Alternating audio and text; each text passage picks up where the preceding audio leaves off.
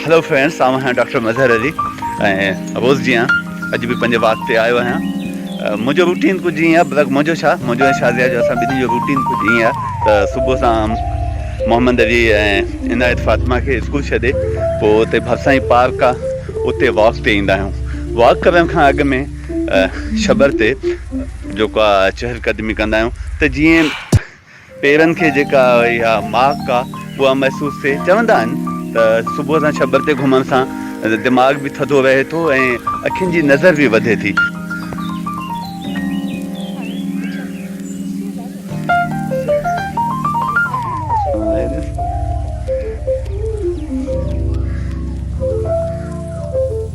सैर या वॉक करणु इहो बि वरी सुबुह जो सवेर कंहिं बाग़ में कजे त सच में इहो सैर या वॉक सुकून ॾींदड़ ख़ूबसूरत ऐं मज़ेदार हूंदो आहे।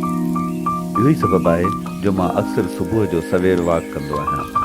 मूंखे उमेदु आहे अॼु अव्हां मूंसां गॾु वॉक में गॾु रहंदा ऐं कुदरत जे ख़ूबसूरत नज़ारनि ऐं माहौल जो मज़ो वठंदा।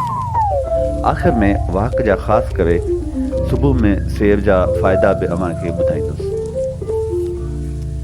दोस्तो, असां जॾहिं सुबुह जो सवेर अकेला कंहिं बाग़ में या कंहिं रस्ते या वरी समुंड जे किनारे ते सैर करियूं था त असां पंहिंजो पाण कुदरत या नेचर सां ॻाल्हियूं बि करियूं था।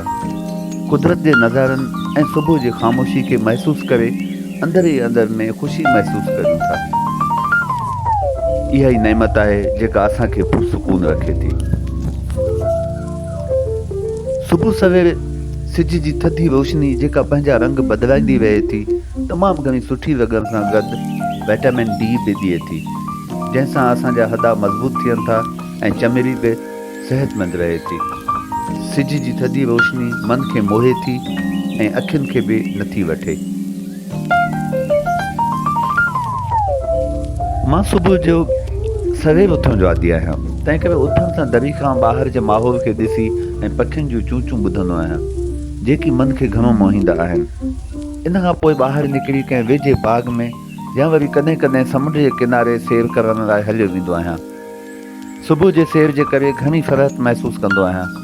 बाग़ में सुबुह या शाम जो सैर करण वक़्तु अक्सर त मूंसां गॾु शाज़िया हूंदी आहे, जंहिंसां मुख़्तलिफ़ मौज़ुअनि ते कचहरी कंदो आहियां। जंहिं ॾींहुं हू न अची सघंदी आहे तंहिं ॾींहुं ॿियनि सैर कंदड़ माण्हुनि सां मिलंदो आहियां, जिन जे कचहरी ऐं तजुर्बनि मां सिखंदो आहियां। कुझु माण्हू त पाण सां गॾु पंहिंजा पालियल कुता बि आणींदा आहिनि, उन्हनि सां मस्ती कंदा आहिनि। के माण्हू वरी बाग़ में सैर खां पोइ कसरत या वर्ज़िश कंदा आहिनि, के वरी वणनि हेठां या बाग़ में पयल कुर्सियुनि ते वेही कचहरी कंदा आहिनि। मोकलनि जे ॾींहंनि में त ॿार बि बाग़ में ईंदा आहिनि, जेकी वरी मुख़्तलिफ़ रांदियूं कंदा आहिनि।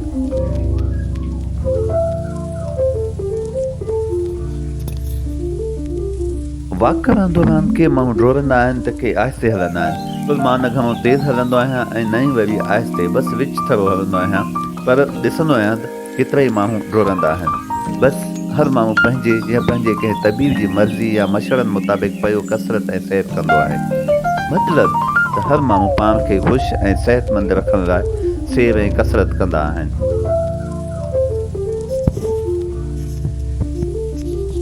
सुबुह जो सैर जिथे सुकून ऐं फ़रहत ॾिए थो, उते वरी सिहत खे बि बरक़रार रखे थो। हिन सां ब्लड प्रेशर नॉर्मल रहे थो, दिमाग़ खे सुकून मिले थो, फिफड़नि खे ताज़ी हवा ऐं ऑक्सीजन मिले थी, दिलि जी धड़कन नॉर्मल थिए थी, कोलेस्ट्रोल बि नॉर्मल थी वञे थो, जंहिंजो मतिलबु थियो त जिस्म मां फालतू चर्बी ख़तमु थी वञे थी। हॾनि जा जोर खुलनि था जेकी सैर न करण जे करे बंदि थी वेंदा आहिनि, जंहिं करे जिस्म में सूरु रहंदो आहे। वॉक करण सां जिस्म हल्को हल्को लॻे थो, रूह खे सुकून मिले थो।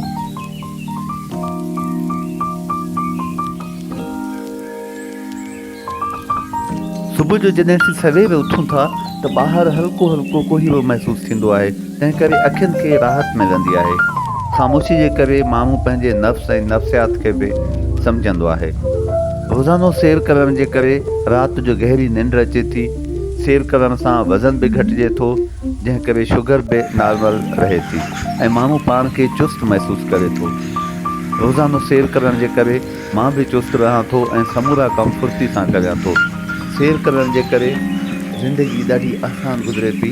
इन सैर करण खां पोइ थोरी एक्सरसाइज कजे थी, वर्जिश कजे थी ऐं ताज़नि गुलनि खे, ताज़नि ॿूटनि खे, छॿर खे, माहौल खे, एनवायरमेंट खे जॾहिं असीं ॾिसूं था त ॾाढो सुकून मिले थो।